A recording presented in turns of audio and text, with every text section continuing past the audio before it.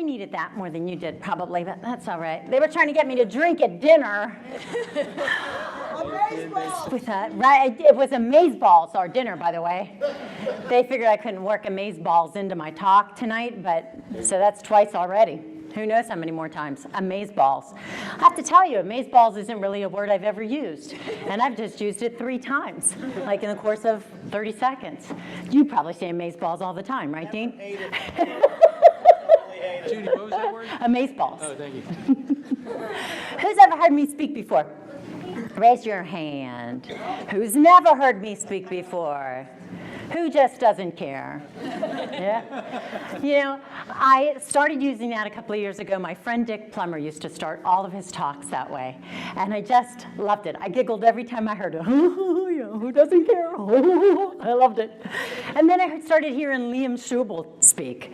And Liam would say, who's heard me speak before? You know, and people would put their hands up. And then he'd say, who hasn't heard me speak before? And they'd put their hands up like, can you believe anybody has not heard Liam Schubel speak? But there were always people in the crowd, and they'd put their hands up, and he's like, you're in for a real treat. I thought he was going for the Dick Plummer line, and he was going for the Liam Schubel line, right? You're in for a real treat.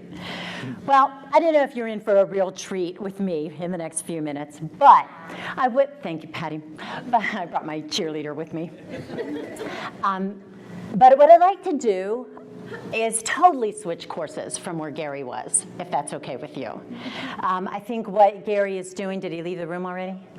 Okay, not to in any way, that's amazeballs, what you're doing, Gary.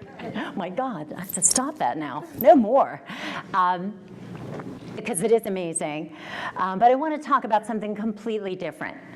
And I regret that I was not with you all weekend. I really like when I come to a seminar, when I'm speaking at a seminar, I like to be there. I'm like you, Rose. I sit up front, and I listen to everybody, and I don't just like pick and choose the people. I want to come. I want to be with the people. I want to hear all the speakers, and what good and bad, and what I agree with, and what I don't, what I don't agree with. I have all this stuff going on in my head, and that's what seminars are for me. It's training for me, good, bad, and otherwise. So I regret that I wasn't here all weekend, but I'm glad to be here already. But what I have to tell you, I've been feeling so far while I was here is not really my vibe. My vibe is in complete celebration of the exact people that are in this room. I'm so glad to be here. I'm so glad each and every one of you are here. And I think we are the perfect people to be in this place today, this moment. So thank you very much for being here. And let me ask you in the next few minutes to just open your mind to the possibility that everything in chiropractic is already perfect. It's already fabulous. It's already everything it needs to be. There's nothing wrong with chiropractic. It's perfect. Just like innate intelligence, 100% perfect all the time, in everybody, in the exact right amount all the time, innate intelligence. If chiropractic is really this profession that honors and believes and promotes these 33 principles, then it's gotta be perfect too, right now. We don't have to like it, just like symptoms in our bodies. We don't have to like it. It doesn't have to be something we understand, but it's perfect. And we can't go on and try to change things thinking that we know better what it should be. We need to stick with exactly what we know to be the foundation of our profession, the principles of our profession, what's been working all along in our bodies and in our world, because our world is organized. Our bodies are organized. We know that. That's why this group is here right now, because we honor that. We understand that. We're continually learning about that, but it already is perfect. So let's not look at this room and go, ugh. Let's look at this room and go, yeah, yes, these people right now. And so I wanted to share that with you in our profession, but I also want to share it with you in your practice, because I think it's very important that you not think about your practice in that lack mentality, that you don't have the right people, or you're not in the right place, or you're not making enough money. You are right where you need to be. You're seeing exactly the people you need to see, and you're perfect at doing it. This idea of mine, so a 30-year-old guy, I'm going to share a couple stories with you, and then they're going to say, get the heck out of here. I had a 30-year-old guy, 30-ish, young. Well, oh my gosh, I just called a 30-year-old person young. Okay, well, in my world, 30-ish is young. When I think about this guy, and I know I should need to share the names with you, you have similar people that I see in my practice. I know you see the same kind of people in your practice, because people are really the same all around the world. Well, Jersey people are a little different, but but that's okay. So, 30-year-old guy comes in, classic story. Hurt himself at work. He's holding his back. He's like, I don't know. I was fine yesterday. He gets an adjustment. He feels better, right? Who here has that story in their office? It doesn't have to be like just one adjustment. He feels maybe a little bit better after the first adjustment, gets a couple more. He's better, right? It happens. And I think to myself, that's amazing. That's what I would think. That's amazing. That's a miracle, isn't it? I mean, our bodies heal. Our bodies are self-organizing, right? It happens. But what we need to think is, to that gentleman, listen, I'm glad you're having this experience. I'm glad you're here. I'm glad you're happy with the care we're giving you. But chiropractic is bigger than that, right? Chiropractic is bigger than that. Amazing as that is, amazing as your body is, and we spend a lot of time on the first visit just telling people how amazing their bodies are. That's what you want to do, folks.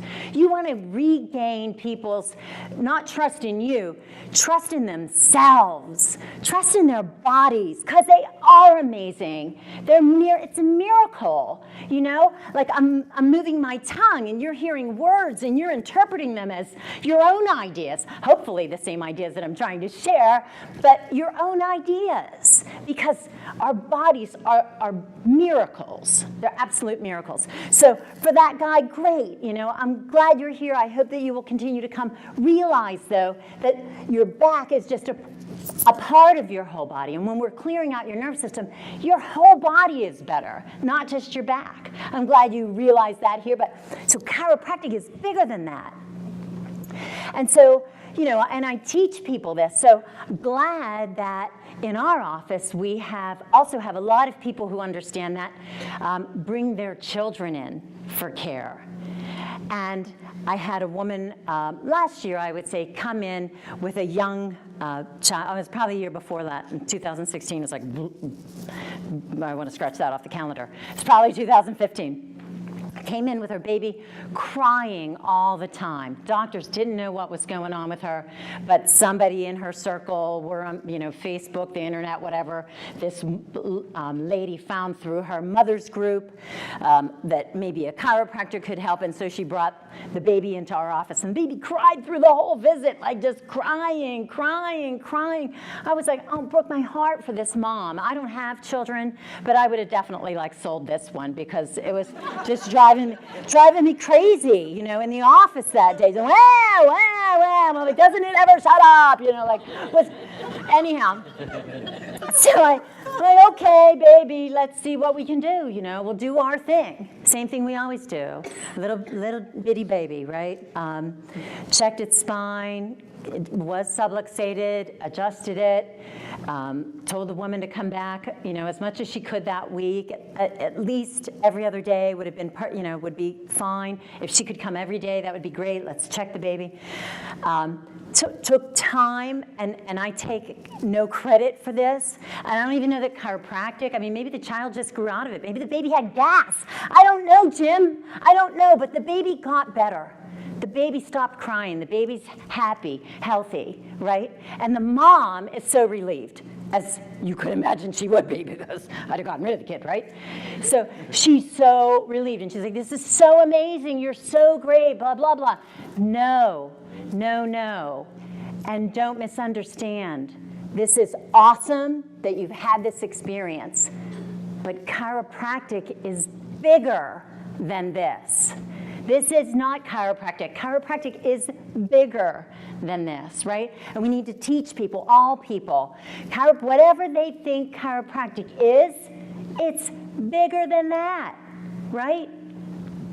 I had a guy come in. This was last year. We were celebrating our 49th anniversary in practice. We'll be celebrating 50 years this October. Yeah, right? Awesome. I take no credit for that. Strauss Chiropractic Center, established in 1967. So 50 years in practice. I see this guy comes, he's in probably his late 60s. He's a chauffeur. He's been coming a long time. And we were celebrating our 49th anniversary, so we had 49, signs of 49 all over the office. And he said, you know, I've been coming here 47 of those years. Wow. 47 years. Now, I don't know when he started seeing me. He was there before I was there. I've only been in the office 25 years. So, and I don't know when he actually switched over from seeing Dr. Joe to seeing me. But he's 47 years in the office. And he said to me, you know, I've been doing this longer than I've been doing anything else I've ever done, except live.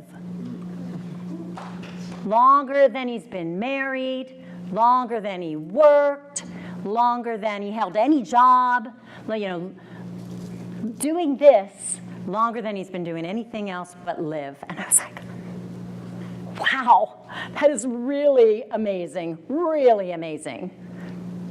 But chiropractic is bigger than that, bigger than that. 47 years, so he missed 20 years, you know? I mean, I don't know.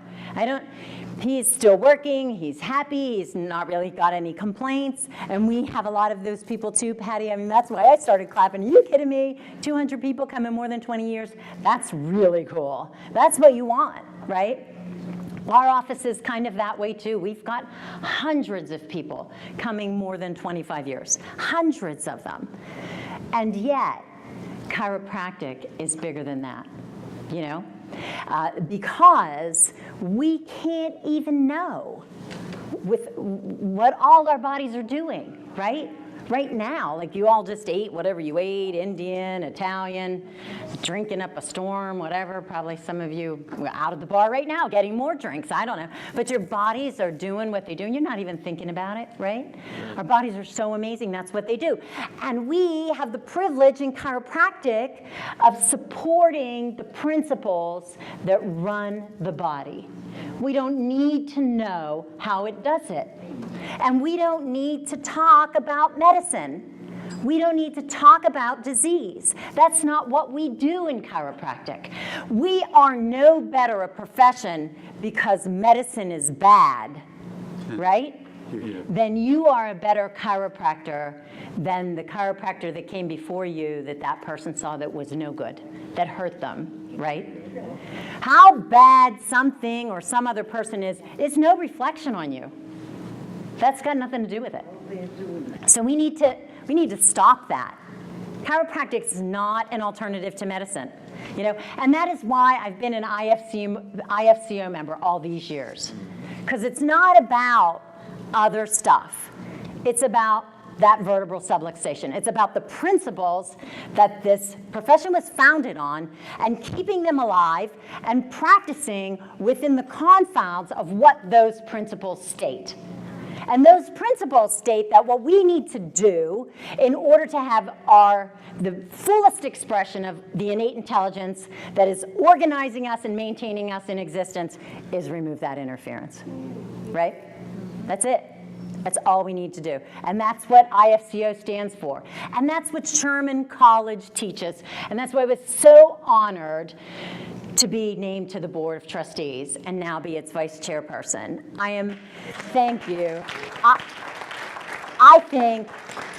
I think that's going to be the future of chiropractic, is to have people like ourselves staying in our lane, teaching these principles, and reminding people that whatever we think chiropractic is, our practice members and ourselves, whatever you think chiropractic is right now, let me tell you, it's bigger than that. And we have some great chiropractors in this room and CAs and people who know chiropractic and chiropractic philosophy. Wherever you are, you got to keep growing, because it's bigger than that. And that, if we've learned anything from B.J. Palmer, it's that he kept studying, he kept investigating, he kept thinking, right? Let me tell you what I think. One more gentleman that comes into the office. He's 89 years old, and he is the person who's been longest standing practice member of the Strauss Chiropractic Center. So we're 49 and a half. He is in his late 90s. He has been coming 49 of those years. He started in the 6th month of the office.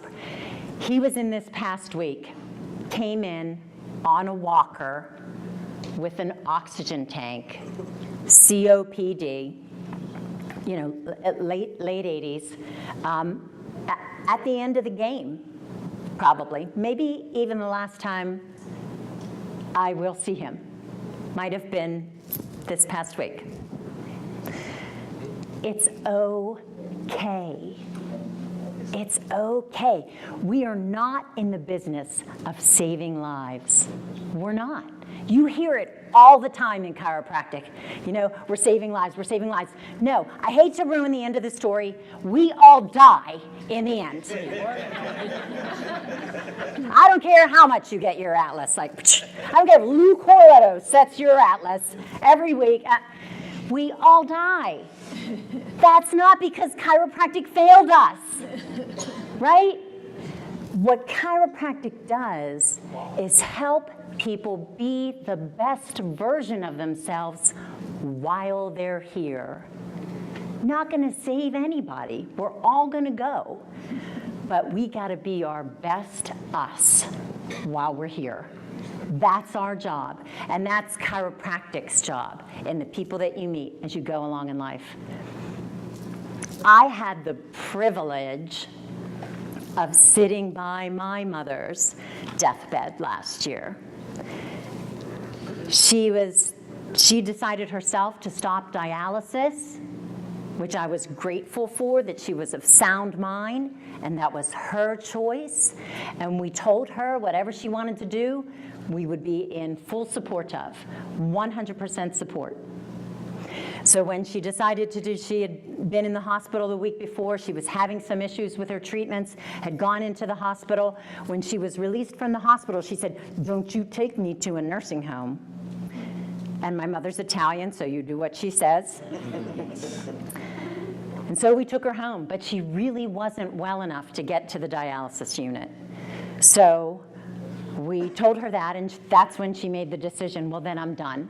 I'm done. They gave her 5 to 10 days, which is not unusual. It's pretty classic if you're in kidney failure and you stop your dialysis. So 5 to 10 days. My mom lives in Pittsburgh. I live in Philadelphia, so I'm out of the practice. I'm in Pittsburgh with my mom.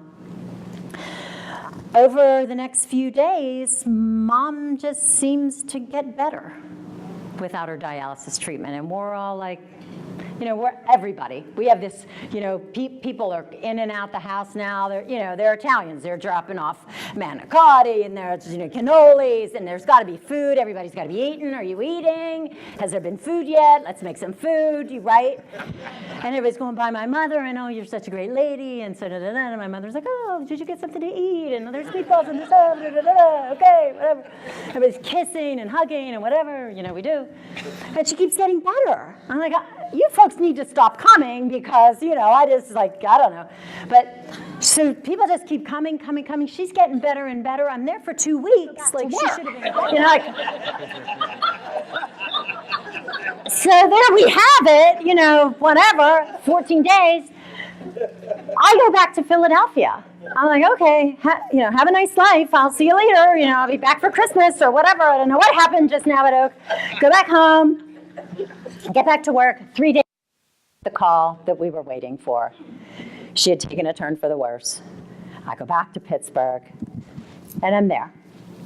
And my sister was still working because she lives there. She's going to work every day, so I had nighttime duty, and I'd sleep on the floor next to my mom. She got up and went to the bathroom. I'm like, your kidneys aren't supposed to work. Why do you pee so much? I don't get it. Like, can we just get some sleep here, But okay, off to the bathroom.